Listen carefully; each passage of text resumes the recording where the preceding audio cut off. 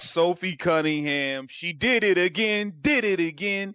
Sophie Cunningham absolutely embarrassed the Indiana Fever coaches, especially Briann January, who's supposed to be the defensive guru. I mean, Stephanie White came here from Connecticut. They told me she was a defensive coach when she got here. But Sophie Cunningham blasted them, letting it be known, man, the defense sucks. Whatever they have us doing sucks. This whole thing sucks, man. We got to get into it. Welcome back. Get ready, because this could be one of the biggest and most shocking scandals in WNBA history. Reports claim the Indiana Fever locker room completely fell apart, and the drama surrounding Caitlin Clark became so serious that it may have forced major changes inside the organization.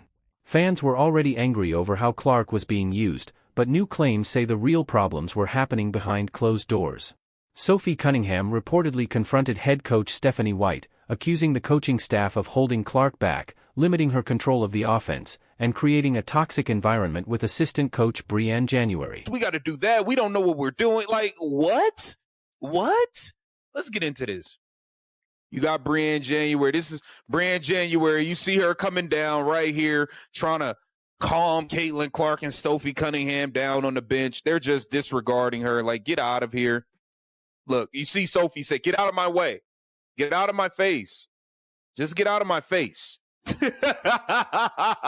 And this is supposed to be the defensive guru that they're supposed to be listening to. They don't want to listen to no Briann January. I'm sorry. It just is what it is. They don't want to listen to Briann January, and maybe they have a point in not wanting to listen to Briann January. I mean, I think it's that simple.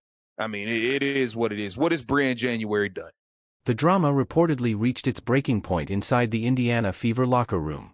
Tension had been building all season, and many described the situation as ready to explode.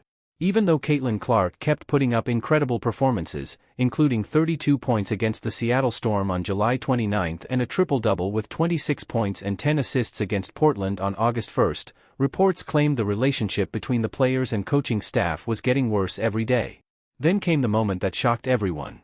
Sophie Cunningham reportedly stood up during a private team meeting and directly confronted head coach Stephanie White and assistant coach Briann January. According to the reports, she accused the coaching staff of failing Caitlin Clark by limiting her freedom on offense, not giving her the support she needed, and wasting the talent of one of the league's biggest stars.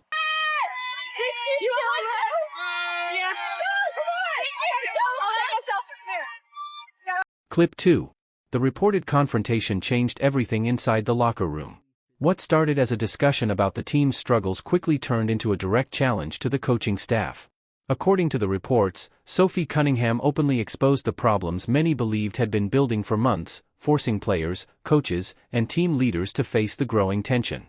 Her message was clear: the Indiana Fever had one of the most dangerous offensive stars in basketball, but the team's system was stopping Caitlin Clark from taking full control of games. After those claims were made, the situation was no longer seen as normal frustration. It reportedly became a major fight over the future of the franchise, how Caitlin Clark was being treated, and whether the coaches were putting their own control ahead of the team's success. And I thought, we were in foul trouble a lot out here, so we didn't have consistent rotations. We put them to the free throw line. We turned the ball over, got them some easy looks. I think we're better offensively and defensively than we were at that point, finding our way. And so, I think we're both different teams than we were at that moment. But all the attention to detail it has got to be there. We got to take care of the ball. We've got to make sure that we're disciplined in our defensive schemes, and we've got to defend without fouling. What's your take on these anti-trans in women's sports rallies that have been following you guys in Seattle, Portland, and have been reported to come to the next stops in Minnesota? Yeah, I mean, look, I think, anytime there's peaceful protest, that's people's rights, certainly. I think, when we think about the WNBA in particular, we are an inclusive league. We're a league that The reports make shocking claims about what was happening behind the scenes. According to those reports, Sophie Cunningham said head coach Stephanie White refused to change her coaching style, even if it meant losing games, instead of giving Caitlin Clark full control of the offense. Cunningham reportedly criticized White's confusing game plans, strict substitutions, and refusal to adjust, arguing that those decisions were holding back the league's biggest star instead of helping her succeed. She also reportedly blamed assistant coach Brianne January for supporting that environment, matching what many frustrated fans had been saying for months. The reports further claim that after being challenged, White did not accept the criticism or make changes. Instead, she allegedly became angry and chose retaliation over solutions. During a heated confrontation, White reportedly pushed both Clark and Cunningham away from team activities, accusing them of creating problems simply because they questioned her leadership. Some leaked accounts even claimed Clark and Cunningham were shut out of the team's inner circle, making the situation even more explosive. Like, it is what it is. The game plan's whack. All of this stuff is whack. Let's see what Stephanie White had to say about it. Addressing slippage, being able to really work, fine-tuning some details, and being able to add some things. Slippage specifically, what do you view as those areas? Well, there's always slippage. I mean, certainly. I think execution defensively, I think execution offensively. Really, when it comes to details, you need reps. And so the opportunity to get reps is going to be important. This lady says a bunch of nothing. Oh, what the details? How about a better game plan from you and Brianne January? Aren't y'all supposed to be defensive gurus? Aren't y'all supposed to be defensive gurus, Stephanie White? What is the big holdup on y'all getting the defense together? I don't understand. I'm having a very difficult time understanding Stephanie White. Is this team where you expected them to be just on the learning curve defensively, or are they a little bit behind maybe where you expected? How would you gauge that? Yeah, I mean, I don't know if there was a clear-cut expectation with so many new people. You know, certainly when you add new pieces different from what you had and new pieces that, you know, some of them new to the league. Wait a minute. Wait a minute. Did this lady just say there was no expectation? There was no expectation? Are you serious? Expectation were important. Is this team where you expected them to be just on the learning curve defensively, or are they a little bit behind maybe where you expected? How would you gauge that? Yeah, I mean, I don't know if there was a clear-cut expectation. According to the reports, this was the moment everything fell apart. Caitlin Clark reportedly refused to leave Sophie Cunningham's side and stood with her teammate as they challenged what they believed was unfair leadership from the coaching staff. The locker room was said to split into two groups, with coaches trying to keep control while Clark and Cunningham pushed for a system they believed would help the team win. Once the alleged attempt to isolate them became known, the front office reportedly could no longer ignore the growing crisis.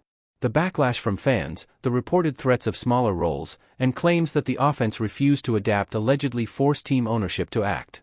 Reports claim the organization responded with major changes, including the reported dismissal of head coach Stephanie White, who led Indiana to the 2015 WNBA Finals, and general manager Amber Cox, who joined the team in October 2024 as part of a dramatic shakeup. Agree to disagree. We're able to have difficult conversations. We're able to support one another, and we're able to still go out and work for a common good. And, you know, I think sport is a leader in that way. I think athletics is a leader in that way. We don't all have to believe the same things in order to pull together, in order to support one another. You know, and in that way, I wish that society was a lot more like athletics. You know, and I think that again, it's the most important thing to me is that we take care of our locker room, and as a league and as a human, from a humanity standpoint, that we welcome everyone. What is it like, I guess, maybe you're aware, maybe you're not aware, just the Fever brand in general has been connected to things that are not necessarily commensurate with inclusivity. Like, how do you, as an out woman, sort of feel about that? Yeah, I think it's unfortunate. I think it's unfortunate because the brand is being used in a way that I don't think it's the people within the brand that are doing that as much. I think that social media has a big influence on that. I think, you know, it's a very challenging time, I would say, when so much of the narrative it gets taken away in an algorithm, so to speak. And then that's what we're discussing, and that's what we're talking about. And it's the nature of the beast of where we are right now with social media and with algorithms and with bots and with all of those things, which is why the interpersonal communication, the connecting is so important. What's your stance? What is your stance on men or athletes who test as biological male participating in women's sports? What's your personal stance? Yeah, I mean, I don't know that I would say that I'm educated enough from a scientific standpoint. I don't. According to the reports, team ownership reportedly decided that small changes were not enough and chose a complete shakeup instead. The claims suggest both the head coach and the general manager were removed because they failed to build the team around Caitlin Clark's unique talent. Reports also portray Sophie Cunningham as the player who risked her own position by speaking out and challenging the coaching staff. In a dramatic twist, the same leaders who were allegedly trying to push Clark and Cunningham out of the team's inner circle were reportedly the ones who ended up leaving. For many Fever fans, this is being described as a huge victory and a message to the rest of the WNBA. If a team is lucky enough to have a superstar who can change the league, it cannot afford to hold her back or fail to build the team around her. I'm sure they have expectation. No expectation defensively. There's no expectation. We're just y'all just rolling the ball out there, and hey, switch 1 through 5, no help. We just rolling the balls out there. Pick up, switch, no help, no expectation. Let's just figure it out on the go. It's ridiculous. I think that you gauge it early. You think about what you want to do and what you want to put in. You gauge how quickly we're able to get to that point. And then how much retention there is. And so, I think it's a group that would I like to be further along? Of course, I think every coach would. It is where we are. And I think now for us having an opportunity for a week to be able to get back to addressing some of those things and then seeing how much further we can push is important. Do you have any updates on Caitlin and her status, or do you expect her to practice today? Now we got to get to this portion where she did talk about the update on Caitlin Clark. Let's get into this. I don't feel like legitimate WNBA fans. Caitlin did an individual workout this morning. What does that entail for her? Is she with coaches for that? Is she just literally by herself? No, she's with our player development coaches, with our medical staff, with our sports performance staff, and just working on some basketball skill stuff, movement pattern stuff as she continues to work her way back to full team activity. Too early to know about availability for Sunday? Do you have any idea?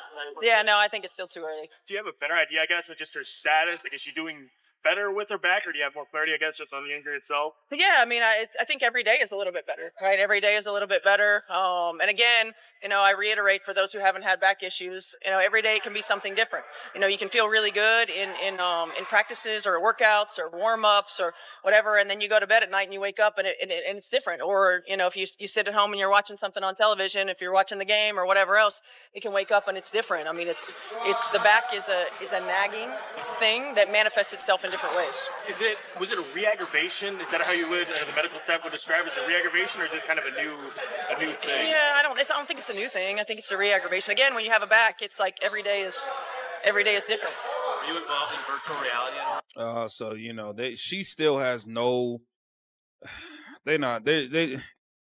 Caitlin Clark got to get away from Stephanie White. She has to get away from her. Lady got no info, she just did, just another individual workout and da-da-da. Listen, man, I hope y'all don't think y'all about to do this whole same thing